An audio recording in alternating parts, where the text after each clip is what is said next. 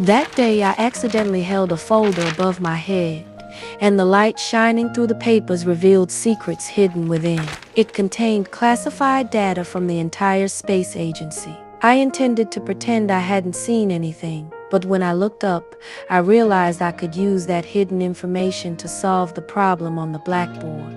So I climbed the ladder and began calculating the rocket's trajectory. Within hours, I had solved a problem that had been stumping the entire space agency. But instead of applause, I was met with interrogation. I told the director straight out that I had seen the contents through the light. After learning the truth, the director realized I was a rare mathematical genius. He ordered that materials no longer be blacked out and gave me access to classified information. However, the very next day, I clashed with the director because my seat was always empty. Nobody knew where I'd gone. When I returned soaking wet, the director ignored my disheveled state and angrily questioned me. I could no longer hold back, as I was practically being denied even the right to use the bathroom. There is no bathroom. There are no colored bathrooms in this building, or any building outside the West Campus, which is half a mile away. Did you know that? I vented my frustration, thinking I'd lose my job. To my surprise, the next day the director publicly removed the colored-only sign from the bathroom door in front of everyone. The director didn't care about skin color, only ability. I had shown remarkable mathematical talent since childhood. However, my life hadn't been smooth sailing. A failed marriage left me raising 3 children alone. Fortunately, thanks to my computational skills, I found a decent position at the space agency. Even though it was just a cramped, humid basement, it brought together many black women like myself. In 1961, the Soviet Union's successful rocket launch put enormous pressure on America. The space agency desperately needed to fast-track rocket development. They had purchased computers, but before the equipment arrived, they urgently needed a mathematician. Yet not a single person in the entire white building could handle complex analytical geometry problems. So they turned to the colored computing group, where Supervisor Dorothy recommended me because I could always handle complex data. The demanding work kept me constantly on edge, so coffee became my way of relieving stress. However, when I reached for the coffee pot, everyone stared at me strangely. They couldn't tolerate sharing the same items with a black person. Realizing my mistake, I could only return to my seat in embarrassment. Though no one spoke, their looks said everything. The next day, I saw a smaller pot next to the original coffee pot, labeled colored only. I was the only black person in the office, but I was already used to all this.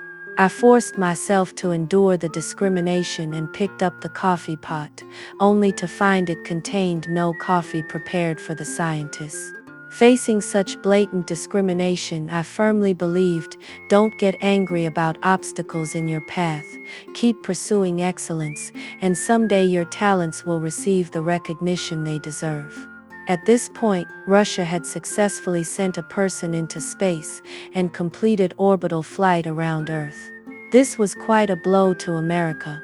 We had lost this space race decisively. Under such enormous pressure, the director called an emergency meeting overnight, pointing out that the reason for our failure was that the other side worked harder. He refused to believe the Russians were technologically superior. Therefore, he decided to work around the clock, starting immediately until we caught up. But while everyone was frantically busy, the director noticed I was frequently absent because I was running through the rain to the West Wing. In the bathroom, I tried to dry the rainwater with paper towels, only to find that the colored bathroom wasn't equipped with these basics. Even the soap dispenser was empty. Soaking wet, I felt utterly exhausted for the first time. When I returned to the office, I looked like a drowned rat. The director had reached his limit with my behavior and demanded to know what I was doing every day. When he learned I was just using the bathroom, he was furious. What should take minutes was taking me an hour, and his criticism became the last straw. I complained that there was no designated bathroom for black people here. I have to walk to Timbuktu just to relieve myself. And I can't use one of the handy bikes. Picture that, Mr. Harrison.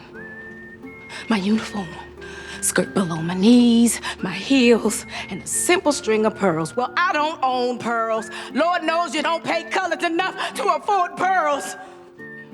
And I work like a dog, day and night, living off of coffee from a pot none of you want to touch.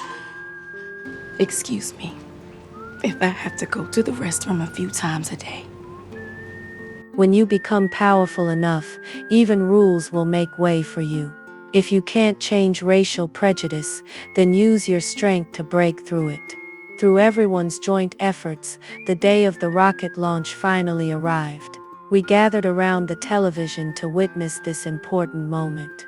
Unfortunately, Freedom's 7-second flight encountered setbacks. The landing point deviated from our calculations, and the return capsule failed to land at the predetermined location. Fortunately, the rescue team arrived in time and the astronaut was spared, but the space capsule sank to the ocean floor and disappeared. The director was severely questioned by his superiors, making the astronauts for subsequent missions uneasy. Facing enormous pressure, I hoped to participate in meetings. Time was of the essence, but I always missed the latest updates, and every information change required new calculations.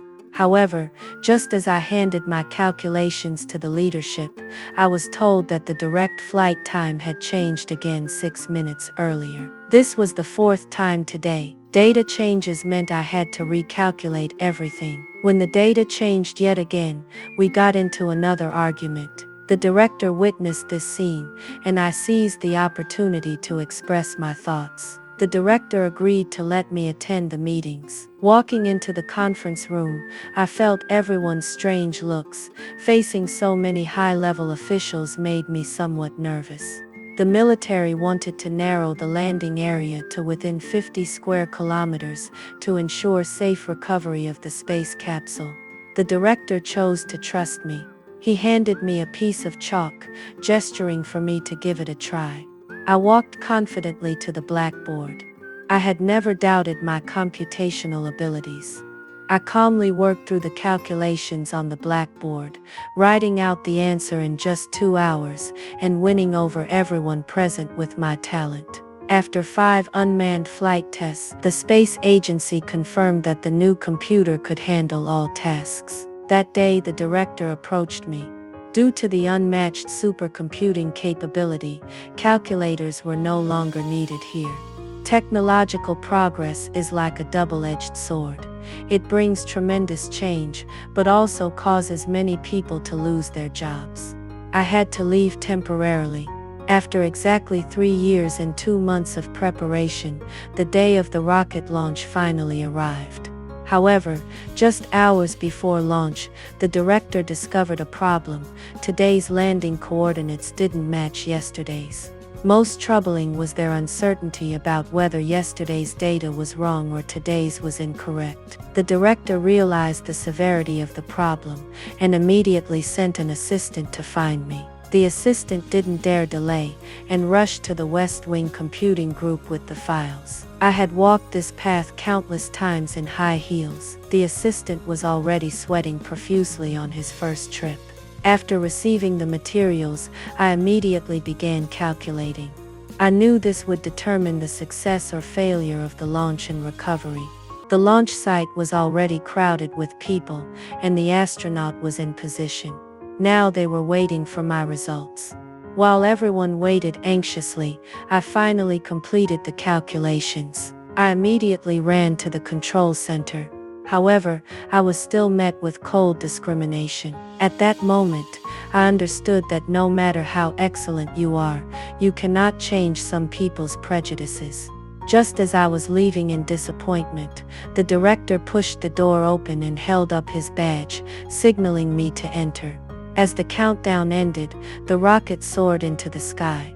After successfully reaching the designated orbit, I remained so nervous I didn't dare move a step. 10 hours later, the rocket safely landed at the coordinates I had calculated, and the weight finally lifted from my heart. With my solid abilities, I was eventually allowed to stay with the launch team. I finally gained my colleagues' recognition. Even Hilton, who had once looked down on me, personally poured me coffee as a sign of respect. This proved that all respect comes from one's own strength. In the years that followed, Catherine continued her computational work, handling calculations for Apollo 11's moon landing and other space-related missions. To recognize her outstanding contributions to aviation, in 2016, NASA named a computer building the Katherine Johnson Building. When she was 97, she was awarded the Presidential Medal of Freedom. As a black female scientist, she faced 3 mountains of obstruction. The first was race, the second was gender, and the third was race plus gender. But she earned respect through ability, courageously denounced injustice, and defeated arrogance and prejudice through brilliant achievement. She was a driver of progress and a true hero. When the light of fairness shone through the barriers of discrimination, from initially facing deliberately obscured data as harassment to now having her calculations amaze and convince everyone, from initially being accompanied by fellow black women in the basement to now contributing her strength to the space race, from childhood talent shining like stars to now becoming a legendary light in the aerospace world. This was not just a display of her abilities, but testimony to her transformation. In this world, no effort goes to waste, and no success is accidental. Everything falls into place naturally. No one's life is smooth sailing. Those who hold bouquets of flowers have all walked through thorns to get there. We often say there's no standard answer to the path of success. Everyone has their own way to stand. Of course, you can also choose to put on boxing gloves and fight with all your might. No matter how murky water becomes, with enough settling it will become crystal clear. No matter how slow a person may be, with enough effort, they can still rewrite their destiny.